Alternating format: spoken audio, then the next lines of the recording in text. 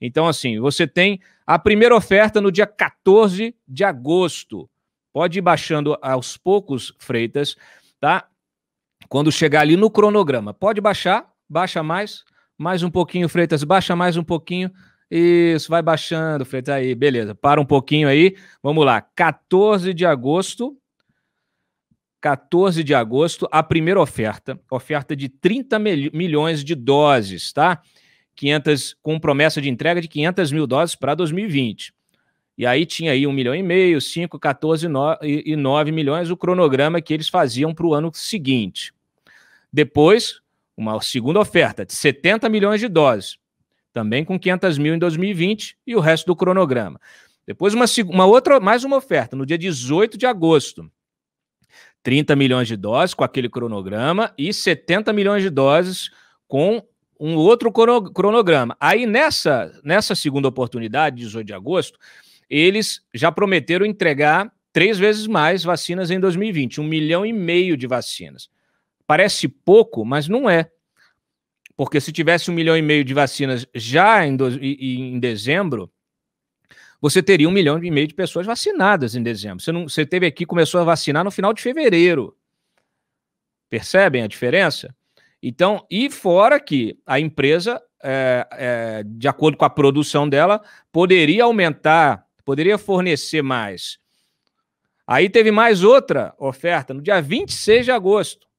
Mais ou menos, mais uma vez, renovaram a oferta de 30, renovaram a oferta de 70, tá? Eles faziam por lotes. Então, se o governo não quisesse comprar 70, comprasse 30.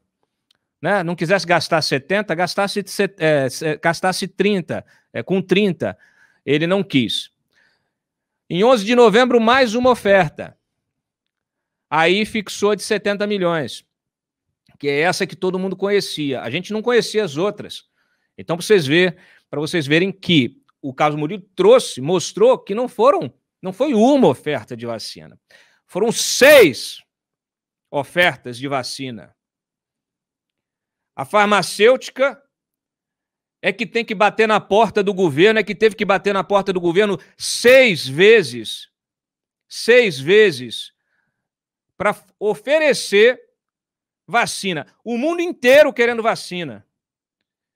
E a farmacêutica bateu 6 vezes na porta do governo brasileiro para oferecer vacina. 6 vezes. Eu vou repetir isso até o fim do programa. O mundo inteiro atrás de vacina e a Pfizer bateu 6 vezes na porta do governo para oferecer vacina.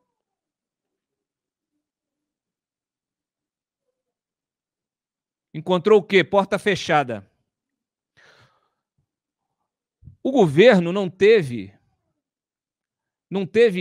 nem a gentileza de responder negativamente. O Carlos Murilo disse que nem resposta, positiva ou negativa, nem resposta a farmacêutica recebeu do governo brasileiro. Volta lá na matéria. Tem mais. 24 de novembro, outra. 15 de fevereiro, outra. 8 de março, finalmente, a oferta das 100 milhões de doses que foi feita. Então, assim, o pessoal está falando aqui, foram 7, Cláudio. Foram 7. 6 vezes bateu, 6 vezes foram negados. 6 vezes negaram. 6 vezes bateu, 6 vezes negaram. Foram aceitar na 7ª.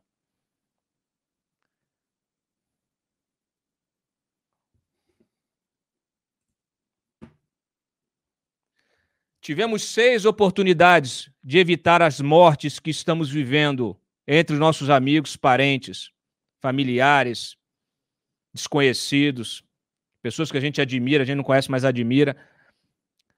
Tivemos 6 oportunidades.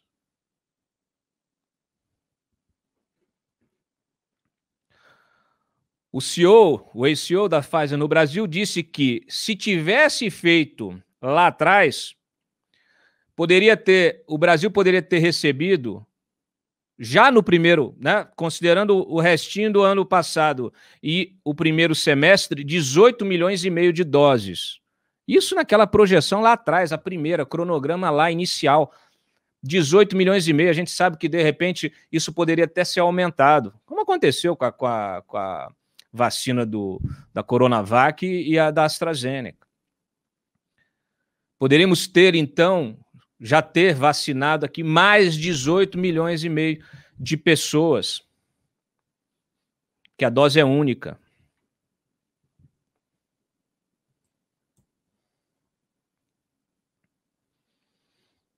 Ele disse também que a oferta valia por 15 dias, por isso que eles repetiam. Mandava a oferta, a demanda era gigantesca, então eles pediam celeridade. Mandava a oferta, 15 dias não respondia, caía aquela oferta, e renovava a oferta. E eles ainda mantiveram o preço da vacina para o Brasil, de 10 dólares. Eles mantiveram o mesmo preço oferecido na primeira, eles mantiveram o mesmo preço, não é problema de dinheiro.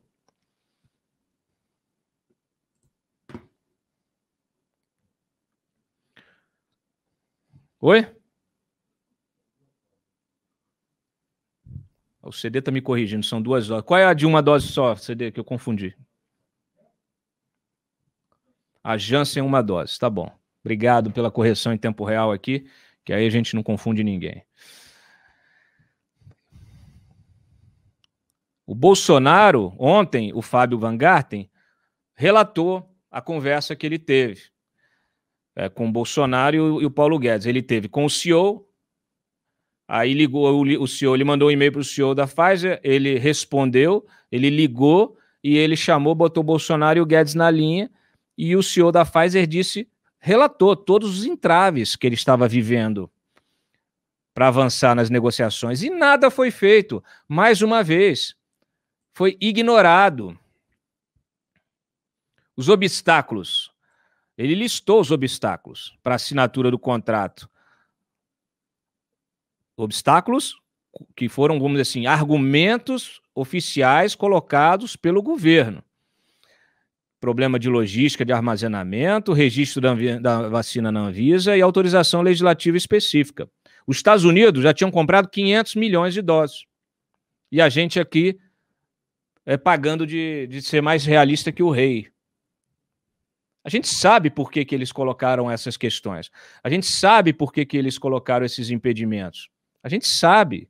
Não tem nada a ver com problema legal. Eu falei aqui, o Brasil aprovou uma lei, a Lei Geral da Copa, para um evento esportivo. O Brasil aprovou rapidamente uma lei dizendo que a FIFA não era responsável por nada. Qualquer coisa que acontecesse nas instalações, nos estádios, durante a Copa do Mundo, o Brasil é que se responsabilizava. Isso foi aprovado na Lei Geral da Copa. Agora, para salvar a vida, não pode aprovar uma lei rapidamente?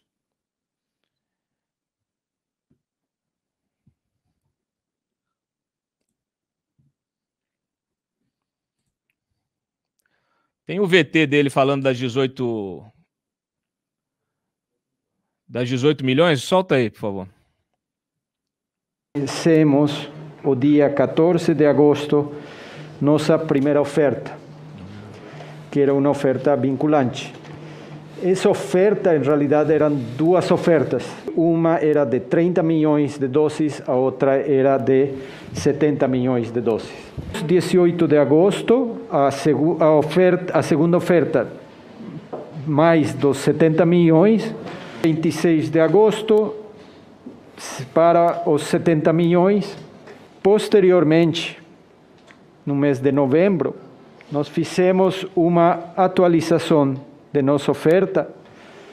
No dia 11 de novembro, fizemos oferta por 70 milhões. Posteriormente, o 24 de novembro, fizemos a mesma oferta com algumas considerações diferentes. De lá, pulamos para 15 de fevereiro de 2021, onde a oferta foi feita por 100 milhões de doses, de 70 em fevereiro se foi a 100 milhões de doses. Quantas doses teriam sido entregues até o dia de hoje, caso a primeira oferta contratual tivesse sido aceita pelo Brasil? 1.500.000 hasta 2020, primeiro trimestre de 2021, 3 milhões, segundo trimestre de 2021, 14 milhões. Somando os dois, estamos falando de 18 milhões e meio. Tá bom para vocês? Eu queria entender, o seguinte, aí tem aqui, ó, ele confirmando os destinatários daquela carta, que depois foi escrita, mandada lá em setembro, né? Porque vinha conversando, não tinha resposta, aí teve aquele evento, ele fez a carta, justamente para tentar, olha, vamos formalizar. E não era mais o CEO da Pfizer no Brasil, era o CEO mundial da Pfizer, para mostrar que existia uma vontade real. Quer dizer, o presidente mundial da Pfizer escrevendo para o Bolsonaro. Ó, a gente acabou de firmar contrato aqui com os Estados Unidos e a gente quer priorizar o Brasil. Está na carta que a gente deu ontem. E quem recebeu a carta? Está lá, vários ministros, Mourão, Pazuello, Guedes, Braga Neto. Mourão disse que não recebeu a carta. Tudo bem. E ninguém recebeu, então? Bolsonaro e o Guedes estavam no telefone com o sujeito. Põe lá o VT, Freitas. Senhor presidente Jair Bolsonaro, com cópia o vice-presidente senhor Hamilton Mourão, ministro da Casa Civil, Chief of Staff, senhor Walter Braga Neto, ministro de Saúde, senhor Eduardo Pazuello, ministro de Economia, senhor Paulo Guedes, embaixador do Brasil nos Estados Unidos, senhor Nestor Foster. Muito obrigado. O senhor tem o protocolo dessas cartas de remessa, de entrega? Se tiver, seria muito importante mandar essa comissão parlamentar de inquérito. Eu entendo que temos a confirmação do despacho e me comprometo a fazer chegar isso dentro da informação que estamos fornecendo para o Senado. Uma das principais alegações, os principais argumentos usados pelo governo, pelo Pazuello, inclusive, quando estava ministro, porque são cláusulas, as cláusulas contratuais são leoninas, né? E eu acabei de explicar aqui que não tem novidade nenhuma nessas cláusulas contratuais que são modelo internacional. Obviamente, a farmacêutica está produzindo uma vacina em tempo recorde, em caráter emergencial, para enfrentar uma pandemia global, né? As pessoas estão morrendo, milhares. Então, é um esforço realmente assim, pontual para que se faça, para que se desenvolva vacinas, né? Para que sejam desenvolvidas vacinas por vários países, farmacêuticas estatais, privadas. Quer dizer, foi um esforço coletivo global, mundial. A humanidade se uniu também na busca de vacinas. Então é óbvio que o CNPJ da empresa, a empresa vai o quê? Vai botar o CNPJ dela lá e falar assim, não, qualquer coisa mete, né? Não, tem seguro para isso. Tanto é que o Brasil fez um seguro, assinou o seguro, não sei quantos milhões, 10 milhões, assinou o seguro. É assim que faz. É assim que faz. Você assina o negócio, cláusula leonina. Ele explica, o senhor explica que não tem esse negócio de cláusula leonina, que é um padrão internacional. E o Brasil acabou aceitando isso. Aí você faz o quê? O que você faz? Um governo civilizado. Assim, não, vem cá, traz aqui, beleza, traz a seguradora, a gente firma um contrato de seguro aqui e pronto, está assegurada. Está assegurada a vida e está assegurada qualquer tipo de ocorrência. E está aí a Pfizer, uma ótima vacina. Solta aí o VT, por favor, Freitas. Cláusulas que foram propostas ao Brasil, Vossa Senhoria entende que elas são leoninas no sentido de que um estudo que foi feito pelo Bureau do Jornalismo Investigativo nos Estados Unidos diz que algumas exigências, como bens estatais, prédios, embaixadas, bases militares solicitadas como garantia, isso foi feito para países de médio desenvolvimento e baixo desenvolvimento, mas que não foram feitos a países mais ricos. O senhor confirma e tem a razão de por que a Pfizer agir dessa maneira? Não concordo com esse posicionamento, não concordo com não concordo com o qualificativo de cláusulas leoninas. Nesta pandemia, a Pfizer correu um risco sem precedentes, em uma situação sem precedentes, que requeria que todo mundo colaborasse com este processo. Por isso que a Pfizer exigiu a todos os países as mesmas condições que exigiu para o Brasil. A referência às embaixadas é informação não correta, distorcionada.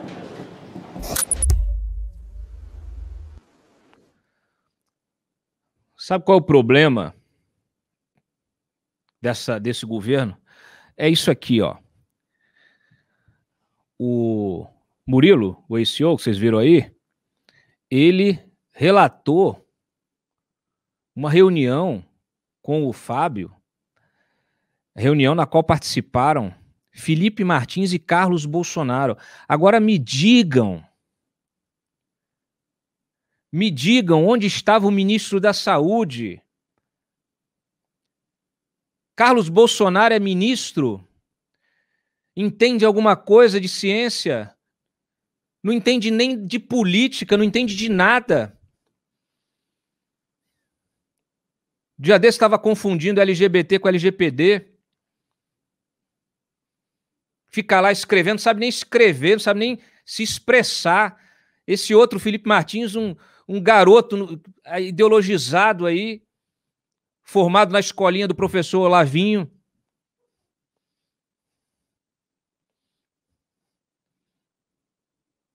Outro desregulado. O que essa gente está discutindo com a cúpula de uma das maiores farmacêuticas do mundo? Produção de vacina. O que esses garotos estão fazendo numa reunião dessa? Solta o VT, Freitas. Aproximadamente 1 hora da reunião, Fábio recebe uma ligação, sai da sala e retorna para a reunião. Minutos depois, entra na sala de reunião Felipe Garcia Martins, assessoria internacional da presidência da República, Carlos Bolsonaro. Muito obrigado. Fábio explicou a Felipe Garcia Martins e a Carlos Bolsonaro os esclarecimentos prestados pela Pfizer até então na reunião. Eu lhe pergunto então, quer dizer que de maio a novembro os senhores não foram recebidos por nenhum dos dois ministros do Brasil? Não tivemos conversação com os ministros nesse período.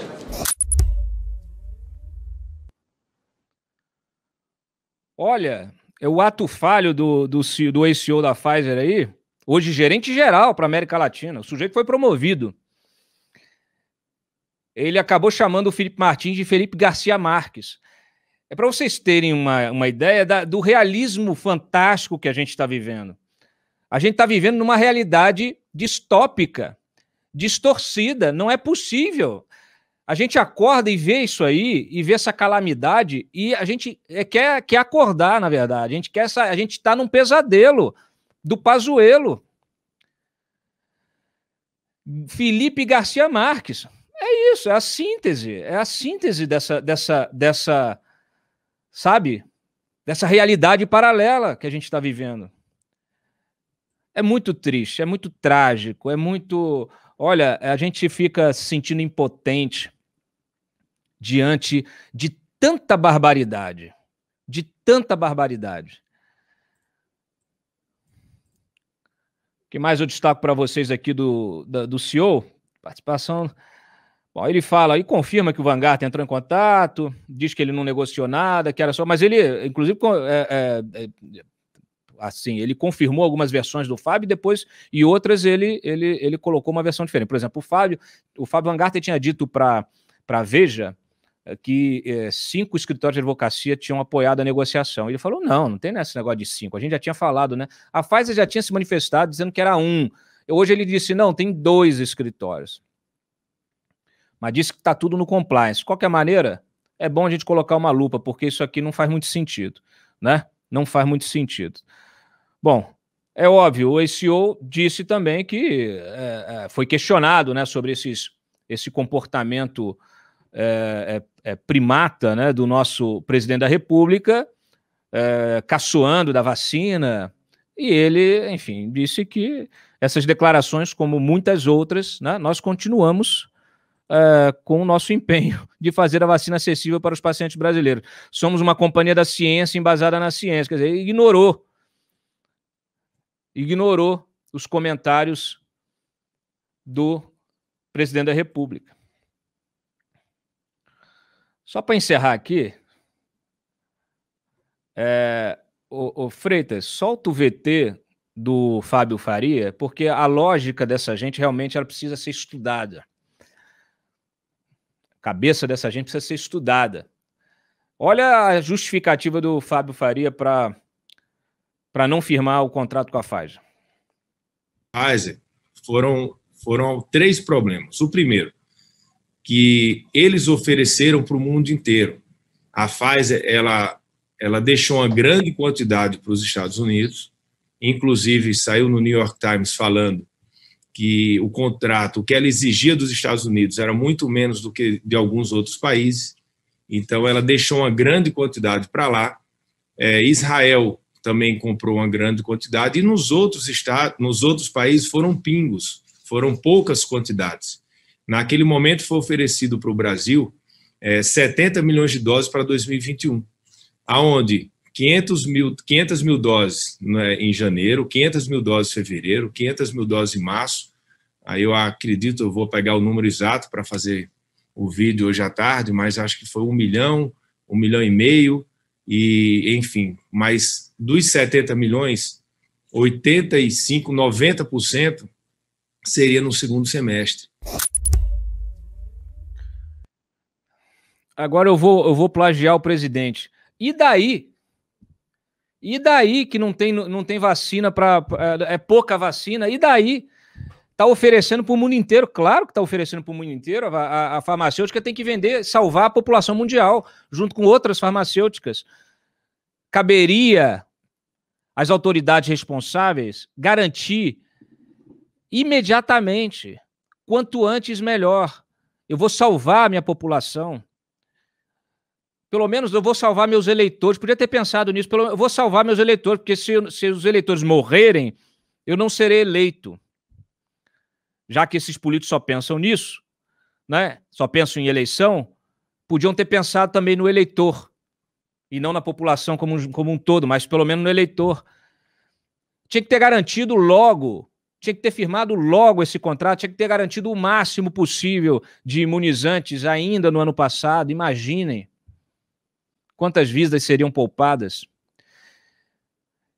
E percebam a contradição, a falácia do argumento dessa gente, porque enquanto vinham defendendo, não tem que ficar em casa, tem que sair para a rua para trabalhar, o Brasil não pode parar, e ao mesmo tempo nega a vacina.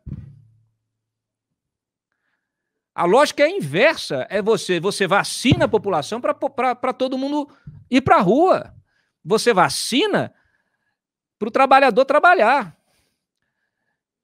Agora, se você quer que o sujeito se jogue, se lance, né, para o vírus, sem estar vacinado, você está querendo jogar o cara no precipício, cara.